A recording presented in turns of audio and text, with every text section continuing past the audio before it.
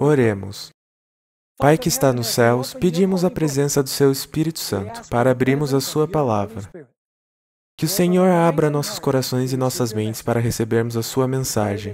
É o que pedimos em nome de Jesus. Amém. Antes de podermos entender a destruição de Jerusalém no ano 70, precisamos entender a primeira destruição de Jerusalém por Nabucodonosor no ano 586 a.C.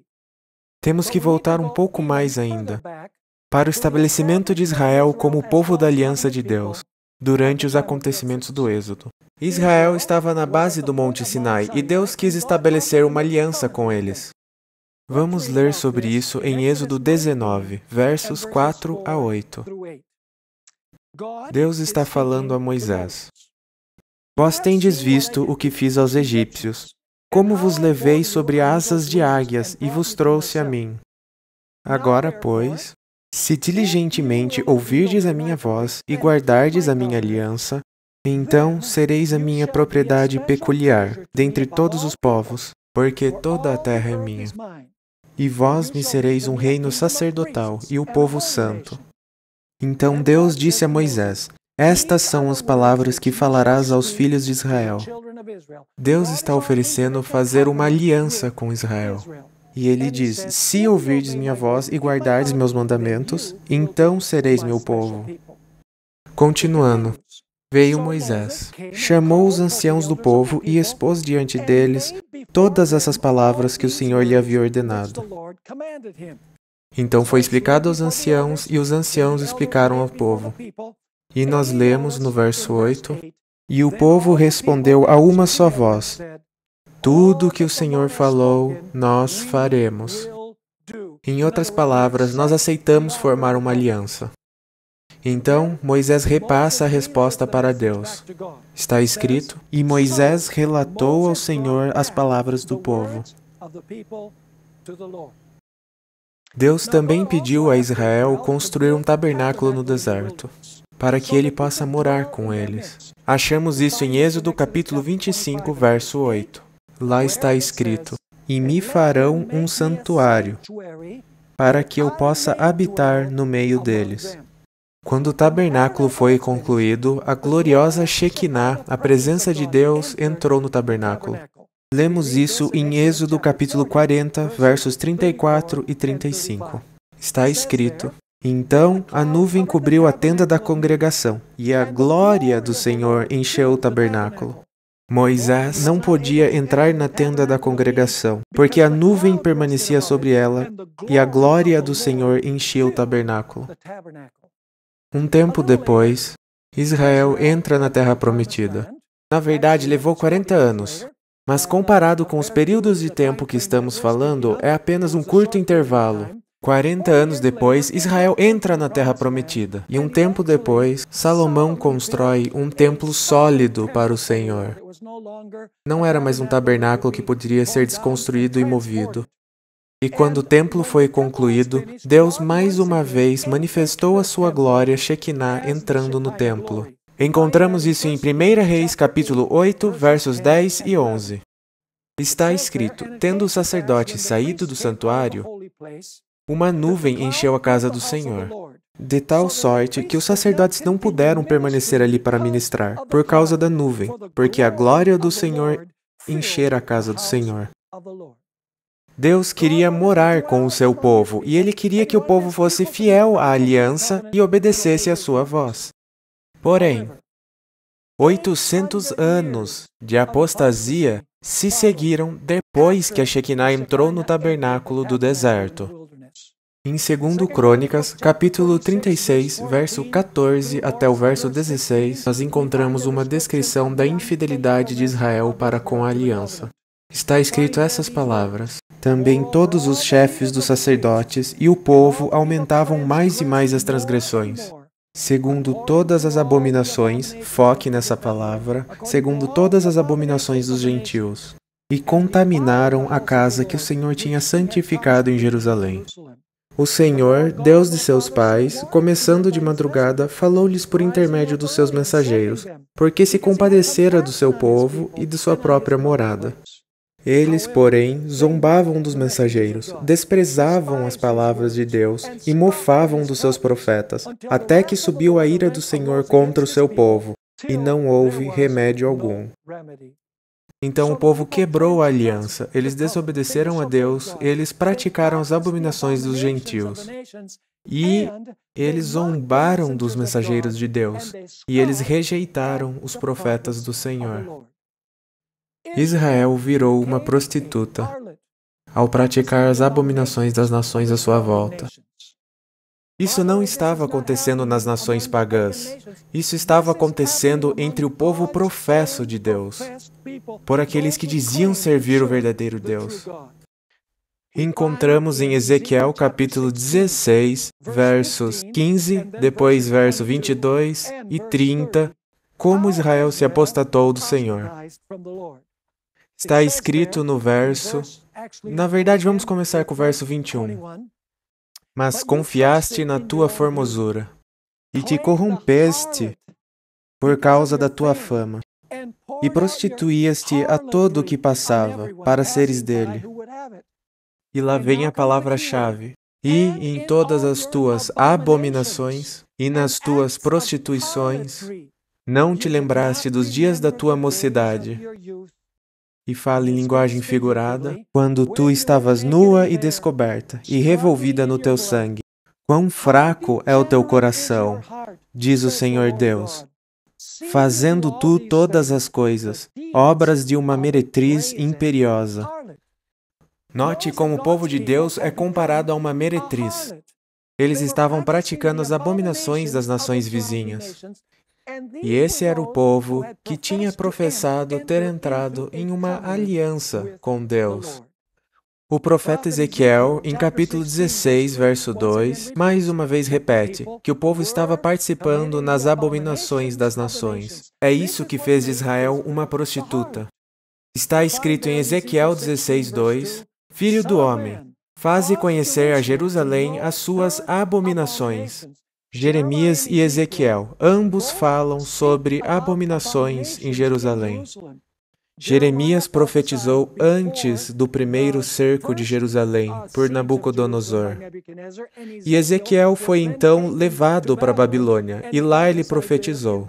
Então eles estão dentro deste contexto histórico da destruição de Jerusalém por Nabucodonosor no ano 586 a.C.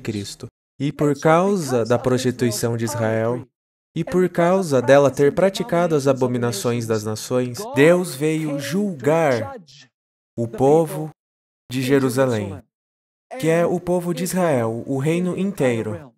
Encontramos em Ezequiel capítulo 1, verso 4, que Deus veio do norte para julgar o seu povo. Está escrito em Ezequiel 1, verso 4, Olhei, e eis que um vento tempestuoso vinha do norte. Isso é o céu, é onde Deus mora. Os lados do norte, de acordo com o Salmo 48, é onde Deus mora. E está escrito, Olhei e eis que um vento tempestuoso vinha do norte. Uma grande nuvem, com um fogo revolvendo-se nela, e um resplendor ao redor. E no meio dela havia uma coisa, como de cor de âmbar, que saía do meio do fogo. Deus estava vindo julgar Jerusalém, que na verdade é uma palavra que representa todo Israel, todo o povo escolhido de Deus naquela época. Ezequiel capítulo 8 é chamado de o capítulo das abominações. O motivo disso é que Deus mostra a Ezequiel as abominações sendo praticadas entre o povo professo de Deus. E Ezequiel pensa, isso é terrível. E Deus diz, você ainda não viu nada, eu vou te mostrar coisas piores. E o processo continua. E o capítulo termina com a maior de todas as abominações que está sendo cometida entre aqueles que professavam ser seu povo. Encontramos em Ezequiel, capítulo 8, versos 16 a 18, que a abominação avassaladora estava sendo cometida. Eu vou ler, começando no verso 16. E me levou para o átrio interior da casa do Senhor. E eis que estavam à entrada do templo do Senhor, entre o pórtico e o altar, cerca de 25 homens, de costas para o templo do Senhor, e com os rostos para o oriente. E eles, virados para o oriente, adoravam o sol. A pior abominação era praticar adoração ao sol.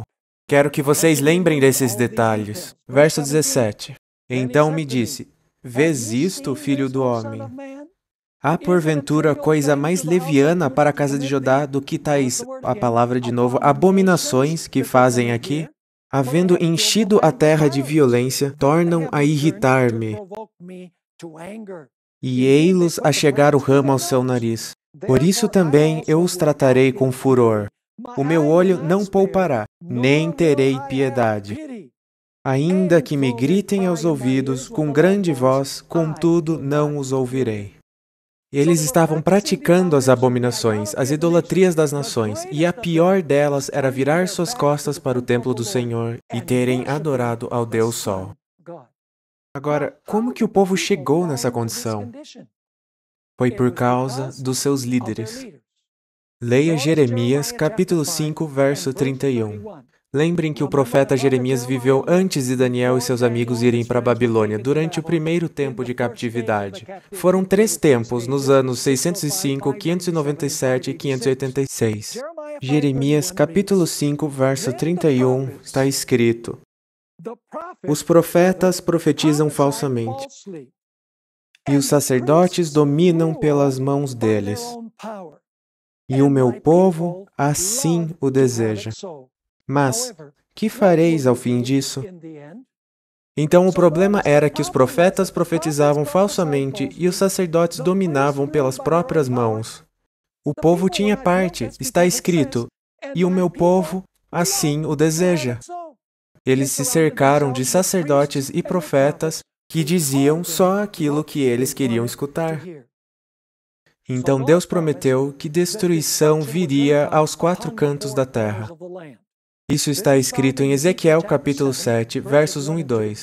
Depois veio a mim a palavra do Senhor, dizendo: E tu, ó filho do homem, assim diz o Senhor Deus acerca da terra de Israel: Vem o fim vem sobre os 4 cantos da terra. Não se esqueça disso, 4 cantos da terra. Todos esses detalhes nós veremos de novo mais tarde, quando falarmos sobre a segunda destruição de Jerusalém e a destruição final do mundo. Está escrito, mais uma vez, vem o fim vem sobre os 4 cantos da terra. Agora vem o fim sobre ti, e enviarei sobre ti a minha ira, e te julgarei conforme os teus caminhos, e trarei sobre ti todas as tuas, a palavra de novo, abominações. Porém, nem todo mundo na cidade estava em apostasia. Havia pessoas fiéis na cidade de Jerusalém. Em outras palavras, tinham 2 grupos: aqueles que eram realmente fiéis e aqueles que estavam praticando as abominações das nações. E antes da destruição sobrevir, era necessário fazer um trabalho de separação.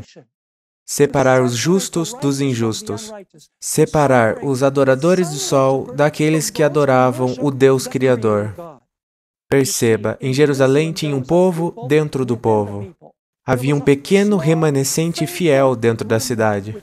Quero que se lembre disso. Eu vou me adiantar um pouco agora. No livro de Apocalipse, também há um grupo que chora e geme. Está em Apocalipse capítulo 18, por causa das abominações que a prostituta do capítulo 17 está cometendo. Então vamos perceber também que a destruição está vindo dos 4 cantos da terra.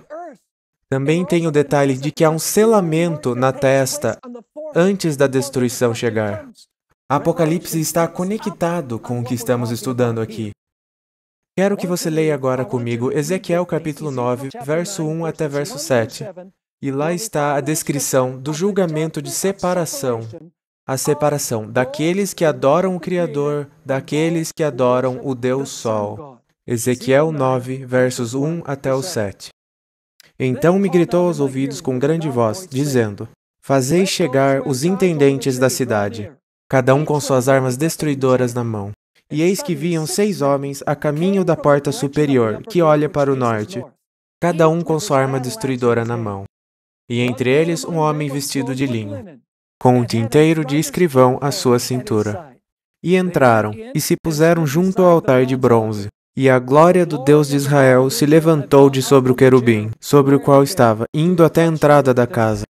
E clamou ao homem vestido de linho, que tinha o tinteiro de escrivão à sua cintura. E disse-lhe o Senhor: Agora vem o julgamento de separação. Antes da destruição, vai haver uma separação dos adoradores do sol daqueles que adoram o Criador. Está escrito, de novo, verso 4, e disse-lhe o Senhor: Passa pelo meio da cidade, que é onde o professa o povo de Deus está, pelo meio de Jerusalém, e marca com um sinal as testas dos homens que suspiram e gemem por causa de todas as abominações que se cometem no meio dela. Perceba mais uma vez a palavra-chave, abominação. Verso 5. E aos outros disse ele, ouvindo eu: Passai pela cidade após ele e feri. Não poupe o vosso olho, nem vos compadeçais. Matai velhos, jovens, virgens, meninos e mulheres, até exterminá-los. Mas a todo homem que tiver o sinal, não vos chegueis. E começai pelo meu santuário. Isso significa pelos líderes. E começaram pelos homens mais velhos que estavam diante da casa. E disse-lhes: Contaminai a casa e enchei os átrios de mortos. Saí. E saíram e feriram a cidade. Mas antes disso, outra coisa aconteceu. Eu só li essa passagem porque eu quero que você veja, antes que a destruição aconteça, antes que Deus derrame sua ira, ocorreu uma obra de selamento, onde um selo ou uma marca foi posta na testa, para separar o justo do injusto. Então, quando Nabucodonosor destruiu a cidade, os justos foram os que sobreviveram à destruição. Assim como no livro de Apocalipse, os 144.000 vão sobreviver à destruição final. Antes da cidade ter sido destruída, a Shekinah, que habitava no templo, agora departiu do templo. Ezequiel 10, versos 18 e 19. Lá está a saída da Shekinah. Veja, no capítulo 1, Deus, a glória de Deus, vem do céu, do norte, para entrar no templo e fazer um julgamento. Agora, quando esse julgamento acabar, aí a Shekinah vai deixar o templo desolado. Vamos para Ezequiel 10, versos 18 e 19. Então saiu a glória do Senhor de sobre a entrada da casa e parou sobre os querubins. E os querubins alçaram as suas asas e se elevaram da terra aos meus olhos. E quando saíram, as rodas os acompanhavam, e cada um parou na entrada oriental da casa do Senhor. E a glória do Deus de Israel estava em cima, sobre eles. Então eles saíram do santuário, eles estão no portão do lado leste do templo. Então a glória sai do templo e fica parada por algum tempo sobre o Monte das Oliveiras, leste de Jerusalém. Agora, no capítulo 11, versos 22 e 23, do livro de Ezequiel, está escrito: Então os querubins elevaram as suas asas, e as rodas os acompanhavam, e a glória do Deus de Israel estava em cima deles. E a glória do Senhor se alçou desde o meio da cidade. Em outras palavras, a Shekinah saiu do templo. E agora ela vai ficar parada por alguns momentos, em cima do Monte das Oliveiras, leste da cidade. No verso 23, e a glória do Senhor se alçou do meio da cidade, e se pôs sobre um monte que está ao oriente da cidade. Então agora a cidade foi abandonada. A Shekinah saiu do templo. E agora as abominações vão resultar na desolação da cidade, pelas mãos de Nabucodonosor. Mas eu quero que você perceba que há um selamento, e quando esse selamento acaba, a Shekinah sai do templo, fica um pouco no portão leste, depois sai e fica um pouco no Monte das Oliveiras, e aí vai para o céu. E a cidade está agora abandonada, e as abominações vão levar até a desolação. E quem é que veio contra a cidade de Jerusalém? Ninguém menos que o rei Nabucodonosor. E sabia que a Bíblia descreve Nabucodonosor como uma águia vindo para destruir a cidade? Vamos ler vários versos que mostram a Babilônia e o rei Nabucodonosor como uma águia vindo para destruir a cidade. Jeremias capítulo 4, verso 13. Está escrito: Eis que virá subindo como nuvens, e os seus carros como a tormenta. Os seus cavalos serão mais ligeiros do que as águias. Ai de nós, que somos assolados. Lamentações, capítulo 4, verso 19. De novo. A propósito, as lamentações foram cantadas quando Os judeus estavam sendo levados prisioneiros da cidade de Jerusalém até Babilônia, para depois serem dispersados. Na verdade, o livro de Lamentações está escrito no que é conhecido como a métrica Quiná. A métrica Quiná é um estilo literário que é usado em cânticos fúnebres. Então, o livro de Lamentações foi escrito por Jeremias enquanto os judeus estavam sendo levados cativos para a Babilônia. Eles estavam chorando enquanto cantavam essas canções. Lamentações capítulo 4, verso 19. Os nossos perseguidores foram mais ligeiros do que as águias dos céus. Veja, de novo os exércitos babilônios que destruíram Jerusalém são comparados com águias. Sobre os montes nos perseguiram, no deserto nos armaram ciladas. Abacuque, capítulo 1, verso 8. Mais uma vez, compara a invasão por Babilônia como a chegada de uma águia.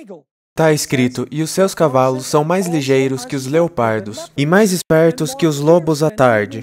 E os seus cavaleiros espalham-se por toda parte. Os seus cavaleiros virão de longe, voarão como águias que se apressam a devorar.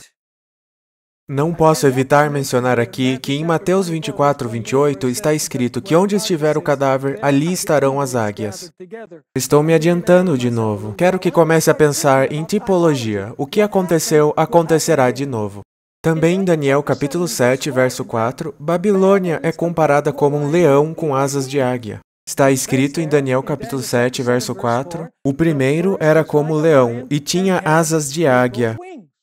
E aqueles que fizeram a escavação da antiga cidade de Babilônia, eles encontraram nas entradas esfinges de leões com asas de águias.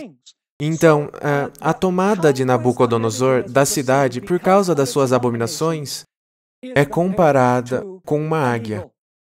Agora, a cidade, quando ela foi cercada pelo rei Nabucodonosor, sofreu de 3 diferentes pragas ou punições. Vamos para Jeremias 32, verso 24. Capítulo 32, verso 24. Eis, aqui os valados já vieram contra a cidade para tomá-la.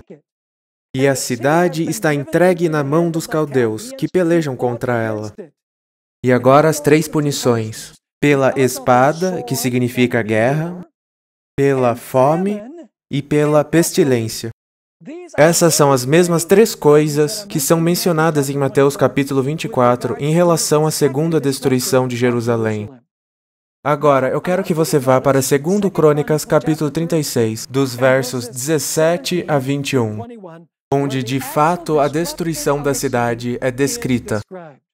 Está escrito: porque fez subir contra eles o rei dos caldeus, o qual matou os seus jovens à espada. Isso me lembra de Ezequiel 9, terminologia bem semelhante. O qual matou os seus jovens à espada, na casa do seu santuário. E não teve piedade nem dos jovens, nem das donzelas, nem dos velhos, nem dos decrépitos. A todos entregou na sua mão. E todos os vasos da casa de Deus, grandes e pequenos, os tesouros da casa do Senhor, e os tesouros do rei e dos seus príncipes, tudo levou para a Babilônia. E queimaram a casa de Deus, e derrubaram os muros de Jerusalém, e todos os seus palácios queimaram a fogo, destruindo também todos os seus preciosos vasos. E os que escaparam da espada levou para a Babilônia, e fizeram-se servos dele e de seus filhos, até o tempo do reino da Pérsia, para que se cumprisse a palavra do Senhor pela boca de Jeremias, até que a terra se agradasse dos seus sábados. Todos os dias da assolação repousou, até que os 70 anos se cumpriram. Em outras palavras, depois da destruição de Jerusalém, teve um período de tempo em que a cidade permaneceu desolada. Flávio Joséfos também relata que o livro de Lamentações foi cantado enquanto o povo agonizava sobre a destruição da cidade e estavam sendo levados cativos. Agora, veja aqui também em Jeremias capítulo 25, que as abominações que o povo estava cometendo levou à desolação. Também em Mateus 24 temos a abominação da desolação. A abominação é um sinal. É um sinal de que a desolação ou destruição está vindo. Quero que vá para Jeremias 25. Leremos os versos 8 e 9. Então, leremos o verso 11 e pularemos para o verso 18. Está em Jeremias 25, verso 8. Portanto, assim diz o Senhor dos Exércitos, visto que não escutastes as minhas palavras, Eis que eu enviarei e tomarei todas as famílias do norte. Isso está falando da Babilônia, porque a Babilônia veio para a terra sagrada do norte. Portanto, assim diz o Senhor dos Exércitos, visto que não escutastes as minhas palavras, eis que eu enviarei e tomarei a todas as famílias do norte, como também a Nabucodonosor, rei de Babilônia, meu servo, e os trarei sobre essa terra, e sobre os seus moradores, e sobre todas essas nações em redor, e os destruirei totalmente, e farei que sejam objeto de espanto e de assobio, e de perpétuas, perceba a palavra, desolações. Verso 11. E toda essa terra virá a ser uma, palavra-chave de novo, desolação, e um espanto. E estas nações servirão ao rei de Babilônia 70 anos. Verso 18. A Jerusalém e as cidades de Judá e a seus reis e aos seus príncipes para fazer deles uma, palavra de novo, desolação, um espanto, um assobio e uma maldição, como hoje se vê. Então perceba, Deus vem do norte para julgar a Jerusalém. E quando ele julga Jerusalém, ele põe uma marca nas testas daqueles que suspiram e gemem por causa das abominações que são cometidas. Esses são os adoradores do Deus Criador. Do outro lado, temos os indivíduos que estão adorando o sol. Eles são os ímpios na cidade. Então, a Shekinah sai, vai para o lado leste do santuário. Então, ela fica um pouco no Monte das Oliveiras. E aí volta para o céu. A cidade está agora abandonada da glória de Deus. A cidade está agora pronta para a desolação. Por causa das abominações, agora a cidade vai sofrer desolação. Agora, por que isso aconteceu? Foi porque eles não escutaram a voz dos verdadeiros profetas. Encontramos em Jeremias 25, versos 3 e 4, Jeremias fala sobre os falsos profetas. Eles diziam, não vai ter nenhuma destruição, Deus está com essa cidade. Não escuta o que esses profetas dizem. Jeremias foi posto na prisão, eles odiavam ele. Seu livro foi queimado, inclusive. Veja o que está escrito em Jeremias 25, versos 3 e 4. Desde o ano 13 de Josias, filho de Amon, rei de Judá, até o dia de hoje, período de 23 anos, tem vindo a mim a palavra do Senhor.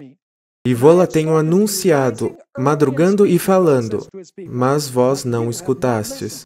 Também vos enviou o Senhor todos os seus servos, os profetas, madrugando e enviando-os, mas vós não escutastes, nem inclinastes os vossos ouvidos para ouvir. Agora, tem outra coisa que precisamos analisar, antes de falarmos da restauração de Israel depois do cativeiro. Um dos principais motivos da cidade ter sido destruída era porque o povo estava desrespeitando o Santo Sábado. Na verdade, o principal motivo da cidade ter sido destruída é porque eles estavam pisando o Santo Sábado. Aí você me pergunta, onde a Bíblia diz isso? Jeremias capítulo 17. Leremos os versos 24, 25 e aí pularemos para o verso 27. Deus diz ao seu povo, mas se vós diligentemente me ouvirdes, diz o Senhor, não introduzindo cargas pelas portas dessa cidade no dia de sábado, e santificardes o dia de sábado, isso significa separar para Deus o sábado, não fazendo nele obra alguma, então entrarão pelas portas dessa cidade reis e príncipes, que se assentem sobre o trono de Davi, andando em carros e em cavalos, e eles e seus príncipes, os homens de Judá e os moradores de Jerusalém. E essa cidade será habitada para sempre. Deus diz, se você guardar e santificar o sábado, a cidade ficará para sempre. Mas tem a outra face da moeda. Verso 27. Mas se não me ouvirdes para santificardes o dia de sábado, e para não trazer descarga alguma quando entrardes pelas portas de Jerusalém, no dia de sábado, então acenderei fogo nas suas portas, o qual consumirá os palácios de Jerusalém, e não se apagará. Em outras palavras, desrespeitar o sábado foi um dos principais motivos para a destruição de Jerusalém. Depois do cativeiro, Neemias teve que repreender os judeus de novo, porque eles estavam fazendo o que eles fizeram antes do cativeiro, o que culminou na destruição de Jerusalém. Veja em Neemias capítulo 13, versos 15 a 18. Neemias escreve, naqueles dias vi em Judá os que pisavam lagares ao sábado. Eles estavam trabalhando no sábado. E traziam feixes que carregavam sobre os jumentos, como também vinho, uvas e figos, e toda espécie de cargas que traziam a Jerusalém no dia de sábado. E protestei contra eles no dia que estavam vendendo mantimentos. Também habitavam em Jerusalém tírios que traziam peixe e toda a mercadoria, que vendiam no sábado aos filhos de Judá, em Jerusalém. E contendi com os nobres de Judá, e lhes disse: Que mal é este que fazeis, profanando o dia de sábado? Então ele lhes lembra do motivo para o cativeiro. Porventura não fizeram vossos pais assim, e não trouxe o nosso Deus todo esse mal sobre nós e sobre esta cidade? E vós ainda mais acrescentais o ardor de sua ira sobre Israel, profanando o sábado. Muito interessante, o sábado faz parte. Agora, o cativeiro duraria um período de apenas 70 anos. Esse período começa em 605 e termina em 535 a.C. Vamos ler isso em Daniel 9, versos 1 e 2, onde Daniel entendeu que a desolação de Jerusalém ia durar um período de 70 anos. Está escrito em Daniel 9, 1 e 2, no primeiro ano de Dário, filho de Assuero, da linhagem dos Medos, o qual foi constituído rei sobre o reino dos caldeus. No primeiro ano do seu reinado, eu, Daniel, entendi pelos livros que o número dos anos de que falara o Senhor ao profeta Jeremias, em que haviam de se cumprir-se as desolações de Jerusalém, era de 70 anos. Então, a desolação de Jerusalém iria durar um período de 70 anos. E então, a profecia diz que Deus restauraria Israel à sua terra. Eles reconstruiriam o templo, reconstruiriam a parede, reconstruiriam a cidade. E então, eles iriam restabelecer seu governo civil e religioso. Em outras palavras, eles seriam restaurados e Deus lhes daria mais uma chance. Mas Daniel também profetizou que haveria uma segunda apostasia, mais abominações, que levariam a uma segunda desolação e destruição da cidade de Jerusalém. Isso é descrito em Daniel capítulo 9, versos 25 a 27, que eu vou ler agora. E mais uma vez temos as palavras-chave abominação e desolação. Isso não se refere à primeira destruição de Jerusalém por Nabucodonosor, mas à segunda destruição de Jerusalém por outro general pagão chamado Tito e suas legiões romanas. Está escrito em Daniel 9, 25, sabe e entende, desde a saída da ordem para restaurar e para edificar Jerusalém, até o Messias o príncipe, haverá 7 semanas e 62 semanas. As ruas e o muro se reedificarão, mas em tempos angustiosos. E depois das 62 semanas... entende-se que é depois das 62 e das 7, o que dá 69 semanas. E usando o princípio ano-dia, 69 semanas é 483 anos. Em outras palavras, depois de 483 anos, o Messias viria. Aí está escrito no verso 26, depois das 62 semanas será cortado o Messias, mas não para si mesmo. E aí ele fala de uma segunda destruição de Jerusalém. E o povo do príncipe que há de vir destruirá a cidade e o santuário. Isso não é a primeira destruição, é a segunda destruição. Está escrito, e o povo do príncipe que há de vir destruirá a cidade e o santuário. Agora, quem é esse povo do príncipe? O povo do príncipe são os judeus. Quem é o príncipe? O príncipe é Jesus. Espera um pouco, você está me dizendo que os judeus... que são o povo do príncipe, o povo de Jesus, os judeus, destruiriam sua própria cidade e santuário? Sim. Eu queria ter tempo de entrar nesse assunto e provar pela Escritura que, na verdade, Deus destruiu Jerusalém pela segunda vez. Mas também há textos que dizem que Deus enviou seus exércitos. Isso é uma parábola em Mateus 22. E também está escrito que por causa dos pecados e abominações dos judeus, eles trouxeram destruição para a sua cidade. Então, é Deus usando exércitos para destruir aqueles que quebram sua aliança. Vamos continuar lendo. Verso 26 de novo. Depois das 62 semanas será cortado o Messias, mas não para si mesmo. E o povo do príncipe que há de vir destruirá a cidade e o santuário. E o seu fim, o fim da cidade e do santuário, será como uma inundação. E até o fim haverá guerra. Estão determinadas as, palavra de novo, assolações. Verso 27. E ele firmará aliança com muitos por uma semana. Essa é a semana 70. E no meio da semana fará cessar o sacrifício e a oblação. Essa é a morte de Cristo, o fim do sistema sacrificial. Agora as palavras-chave. Verso 27. E ele firmará aliança com muitos por uma semana. E na metade da semana fará cessar o sacrifício e a oblação. E sobre a asa das abominações... Sobre a asa das abominações virá quem? O assolador. Temos abominação e desolação. Isso está falando dos exércitos romanos. Está escrito que virá o assolador, e isso até a consumação. E o que está determinado, será derramado sobre a palavra de novo, assolador. Então, depois da restauração de Jerusalém e da nação judaica, depois do cativeiro, haveria um tempo de 490 anos, em que seria dado um período de graça para o povo judeu, para que eles pudessem se arrepender e mudar. Mas eles não mudaram. E no fim, destruição viria sobre a cidade por causa das abominações uma segunda vez. Vamos ler 2 Crônicas 36, 22 e 23. Lá temos a ordem de reconstruir o templo por Ciro, rei da Pérsia.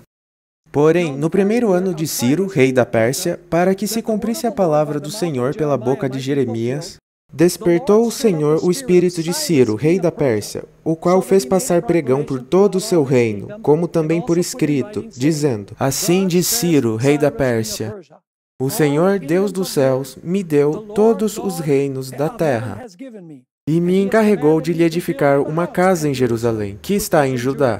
Quem há entre vós, de todo o seu povo, o Senhor seu Deus seja com ele, e suba. Então, Ciro está dizendo, volte para sua terra e reconstrua seu templo. O templo de onde a Shekinah saiu, algum tempo atrás. E agora um segundo templo é construído. A propósito, o segundo templo foi terminado no ano 515 a.C. Levaram aproximadamente 5 anos para reconstruir o templo. Quando terminaram o templo, ele não chegava nem perto do que era o templo que Salomão construiu. Em Ageu capítulo 2, versos 6 ao 9, encontramos que aqueles que viram o templo construído por Salomão, não o templo de Salomão, era templo do Senhor. Aqueles que tinham visto o templo construído por Salomão, eles disseram, esse templo depois do cativeiro não é nada comparado ao templo que Salomão construiu. Alguns dos cidadãos mais velhos tinham visto o templo que Salomão construiu. Encontramos em Ageu capítulo 2, versos 6 ao 9. Porque assim diz o Senhor dos Exércitos, ainda uma vez, daqui a pouco, farei tremer os céus e a terra, o mar e a terra seca. E farei tremer todas as nações, e virá o desejado de todas as nações. Sabe, isso é daqui que veio o nome daquele livro de Ellen White, O Desejado de Todas as Nações. Aqui está falando da vinda do desejado de todas as nações. Então Deus dá a promessa. E encherei essa casa de glória, diz o Senhor dos Exércitos. Minha é a prata e meu é o ouro, disse o Senhor dos Exércitos. E então Deus faz uma previsão que os judeus hoje ainda tentam entender. Diz no verso 9, a glória desta última casa será maior do que a da primeira, diz o Senhor dos Exércitos. E neste lugar darei a paz, diz o Senhor dos Exércitos. Os judeus ainda esperam o cumprimento dessa profecia, porque aquele segundo templo não foi nada comparado em glória com o que Salomão construiu. O que quer dizer virá o desejado de todas as nações, que encherá esse templo de glória, e essa casa será maior do que a casa que foi construída por Salomão. Jesus diz, aqui está o que é maior que o templo. Aquela glória Shekinah é o próprio Jesus Cristo, que veio e ministrou naquele segundo templo judeu. Leia João 1, verso 14. E o Verbo se fez carne e habitou entre nós. E vimos sua o quê? Sua glória, como a glória do unigênito do Pai, cheio de graça e verdade. O próprio Jesus Cristo ministrou naquele templo. Ele era a glória Shekinah, isso que fez o segundo templo mais glorioso que o primeiro. Mas o povo rejeitou a mensagem de Cristo. Nós encontramos essa triste história nos evangelhos. Então Jesus agora desce do leste e vem para o templo pela última vez. A história está em Lucas 19, versos 37 e 38. E, quando já chegava perto da descida do Monte das Oliveiras, toda a multidão dos discípulos, regozijando-se, começou a dar louvores a Deus em alta voz, por todas as maravilhas que tinham visto, dizendo: Bendito o Rei que vem em nome do Senhor. Paz no céu e glória nas alturas. Então agora Jesus desce do leste do Monte das Oliveiras e ele passa pelo portão leste, pela porta dourada. E ele entra no templo. Veja em Mateus 21, versos 12 e 13. Essa vai ser sua ministração final no templo judeu, no segundo templo judeu. Vamos ler Mateus 21, 12 e 13. E entrou Jesus no templo de Deus. Perceba as palavras, ainda era o templo de Deus. E expulsou todos os que vendiam e compravam no templo. E derribou as mesas dos cambistas e as cadeiras dos que vendiam pombas.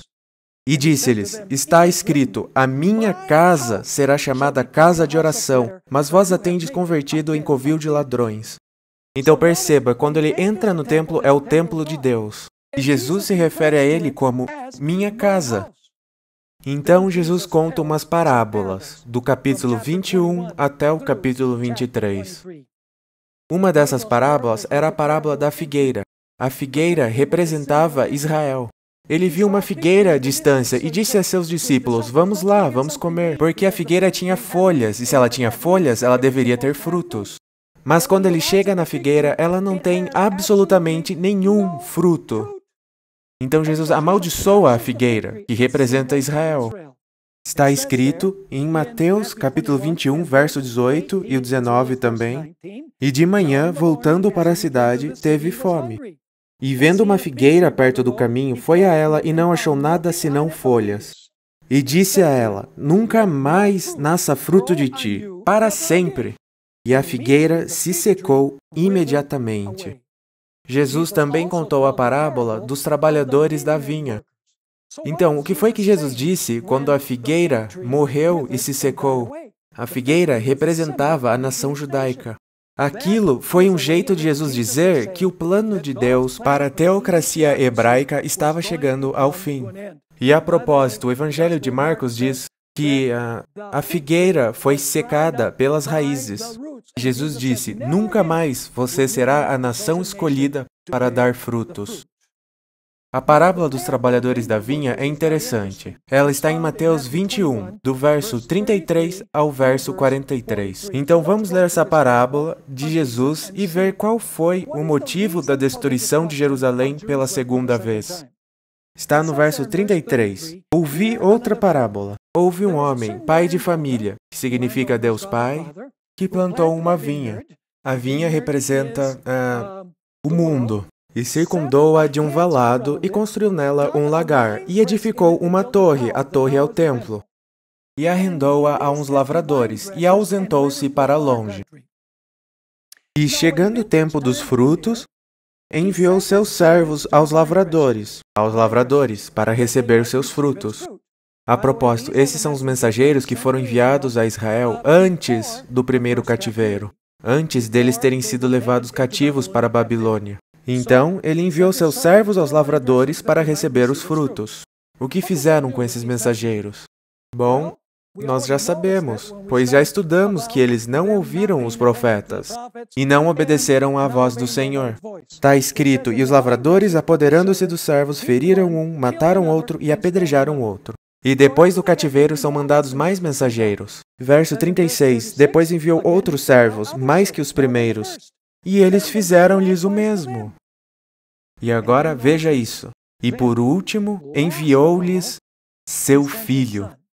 Quem é esse filho? É Jesus Cristo, isso é bem óbvio. E, por último, enviou-lhe seu filho, dizendo: terão respeito a meu filho. Mas os lavradores, vendo o filho, disseram entre si: este é o herdeiro.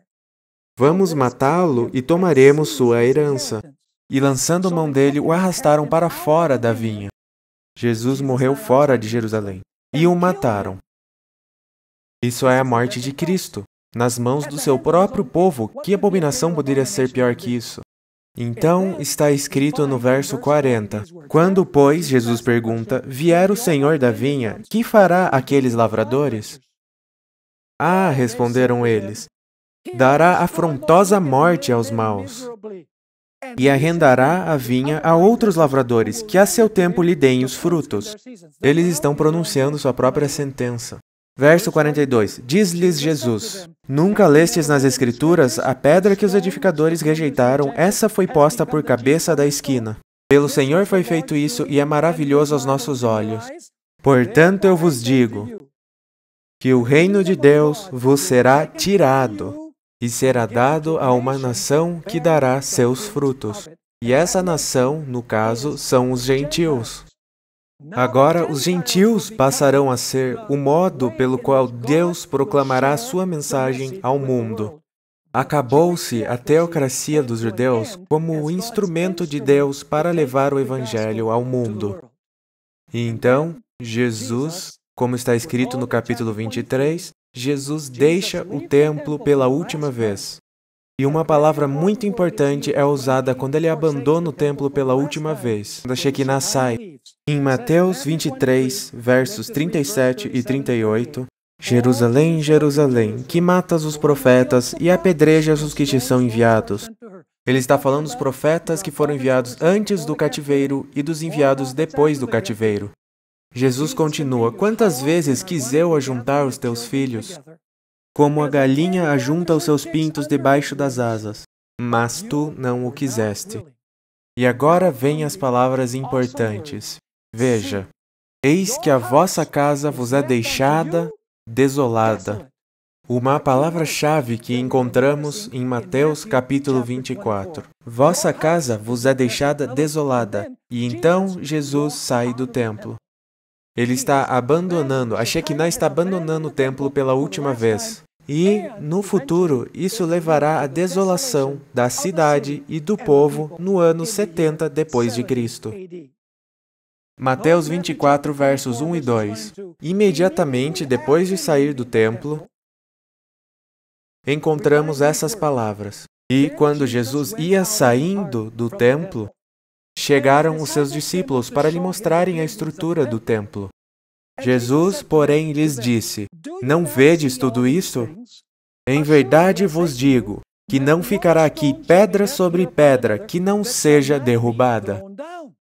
E agora perceba que a Shekinah saiu do templo, assim como lemos no livro de Ezequiel. Agora Jesus deixa o templo desolado, o que quer dizer que a cidade será destruída, porque eles não sabiam da hora da sua visitação. Então, onde Jesus senta? Ele senta no Monte das Oliveiras, assim como a Shekinah antes da destruição de Jerusalém no Velho Testamento. Está escrito no verso 3, e, estando assentado no Monte das Oliveiras. Chegaram-se a ele os seus discípulos em particular, dizendo: dize-nos, quando serão essas coisas, e que sinal haverá da tua vinda e do fim do mundo? Interessante. Então, Jesus está fazendo exatamente o que a Shekinah fez no Velho Testamento. Ele veio como a Shekinah para o templo, a propósito, para fazer uma obra de julgamento, pois depois que ele purificou o templo, os pobres, os aleijados e os necessitados entraram e os hipócritas saíram. Isso é interessante, e você pode ler isso nos outros evangelhos. Mas, enfim, você vê que o que aconteceu na primeira destruição de Jerusalém também aconteceria na segunda destruição de Jerusalém. Agora, vamos para Mateus capítulo 24, verso 15. Mateus 24, verso 15. Estamos indo agora para a época em que Jerusalém estava sob um cerco. E as legiões romanas iriam cercar a cidade. E eles estavam no ponto em que eles iriam atacar a cidade. Tudo dava a entender que a cidade cairia. E, do nada, estudaremos mais sobre isso depois, do nada, Sestio e o exército romano se retiraram da cidade. E os judeus na cidade disseram, viu só, Deus nos protege, e foram atrás das legiões romanas. Vários soldados das legiões romanas foram mortos. Mas aqueles que estavam na cidade, que sabiam o que Jesus disse em Mateus capítulo 24, disseram, nós vimos o sinal. Nós vimos o sinal fora de Jerusalém. Nós vimos a abominação da desolação, o cerco de Jerusalém por exércitos. E esse é o sinal de que devemos fugir. Vamos ler Mateus 24, verso 15. Jesus diz, quando, pois, virdes que a abominação da desolação, da qual falou o profeta Daniel, foi isso que lemos em Daniel capítulo 9. A cidade seria restaurada, a religião seria restaurada, o templo seria reconstruído, a Shekinah viria para esse templo, nós já lemos isso. Então, claramente está escrito, quando, pois, virdes que a abominação da desolação de que falou o profeta Daniel, que é o que lemos em Daniel 9, está no lugar santo, que significa os exércitos romanos, quem lê, entenda. Aí você me pergunta, como sabemos que isso fala dos romanos ou dos exércitos romanos? Porque é o que diz a passagem paralela em Lucas capítulo 21, verso 20. Ao invés de dizer, quando virdes que a abominação da desolação de que falou o profeta Daniel, está escrito em Lucas capítulo 21, verso 20, mas quando virdes Jerusalém cercada de exércitos, sabei então que é chegada a sua desolação. Então, a cidade estava cercada pelos romanos, não tinha nenhuma saída. Então, como é que o povo de Deus poderia ver o sinal e fugir, assim como diz o próximo verso? No verso 16 de Mateus 24. Bom, porque o exército romano saiu. Sem nenhum bom motivo, de acordo com Joséfos, mas sabemos que tem um motivo. O próprio Jesus disse que isso aconteceria. E quando aqueles dentro da cidade viram o sinal, eles fugiram da cidade e nenhum deles morreu. Então, mais uma vez, tem dois grupos na cidade. Nós temos os apostatados na cidade, que vai ser destruída pelos romanos, e nós temos, do outro lado, os cristãos que eram fiéis a Deus e que fugiriam da cidade antes que ela fosse destruída. E o que foi que causou a destruição de Jerusalém? No ano 70 depois de Cristo, um rei pagão chamado Tito chegou com estandartes de águias e ele cercou a cidade de Jerusalém. Dessa vez, não mais haveria uma retirada. Todos os cristãos na cidade, os fiéis, já tinham fugido. Na cidade só restavam aqueles que estavam apostatados, que estavam vivendo, praticando abominações. Mais uma vez descobriremos que dentro da cidade haveria fome, houve pestilência e espada. E Joséfos nos dá um detalhe bem interessante. Ele diz que o livro de Lamentações também foi cantado pelos judeus que estavam sendo levados em cativeiro depois da segunda destruição de Jerusalém. Então, Joséfos enxergou um vínculo entre a primeira destruição de Jerusalém e a segunda destruição de Jerusalém.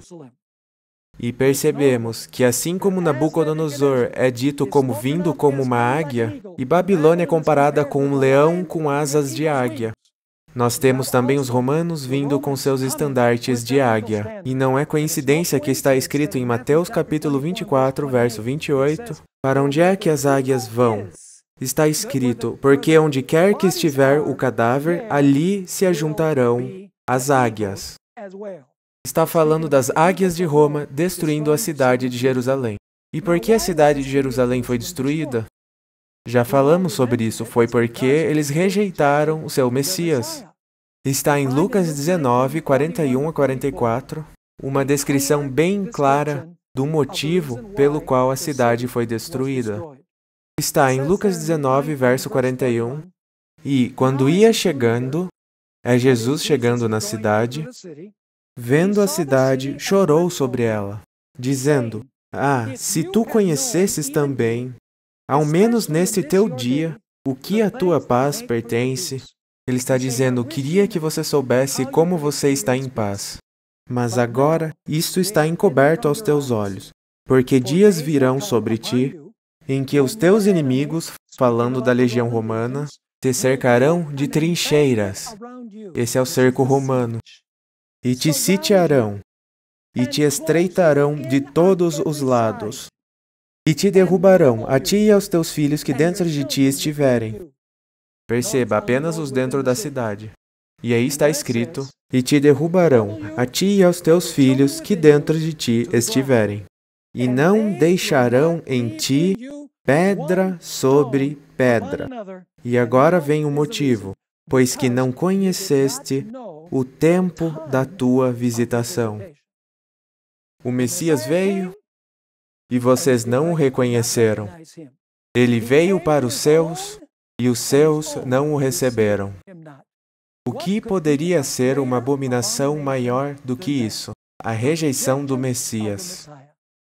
Você diz, bom, nós não rejeitamos o Messias, nós somos cristãos. Sim, mas como já vimos em nossa primeira apresentação, o pecado dos judeus e o pecado do mundo cristão no fim dos tempos são bem parecidos. Os judeus rejeitaram a Cristo, e o mundo cristão rejeitará a lei. Alguns acham que são pecados diferentes? Não são. São o mesmo pecado. Como explicamos isso? É bem simples. Os judeus rejeitaram Cristo, o mundo vai rejeitar a lei, que na verdade é um reflexo do caráter de Cristo. Então, não tem problema rejeitar o reflexo do caráter de Cristo enquanto você diz seguir a Cristo? É claro que tem. Se você ama a Jesus, você vai guardar seus mandamentos. Seus mandamentos são um reflexo de quem Ele é. Eles descrevem seu caráter. Então, você não pode simplesmente rejeitar a descrição do seu caráter e dizer que você está servindo a Jesus. No nosso próximo estudo aqui, nós iremos analisar a fundo o cumprimento histórico de Mateus 24, referindo aos eventos que levaram à destruição de Jerusalém. Estudaremos, se Deus quiser, Mateus capítulo 24, do verso 1 até o verso 14. Dedicaremos uma palestra inteira ao cumprimento das abominações da desolação, literalmente em Jerusalém, entre o ano 66 e o ano 70. Mas no nosso próximo estudo aqui, veremos o cumprimento histórico de Mateus, capítulo 24, e dos eventos que levaram à destruição de Jerusalém, e à destruição da cidade em si. Então, a primeira destruição de Jerusalém vira um padrão para a segunda destruição de Jerusalém. E ambas essas destruições viram um padrão ou um tipo ou uma ilustração para o que acontecerá com o mundo no final dos tempos, com aqueles que dizem seguir a Cristo e os verdadeiros seguidores de Cristo.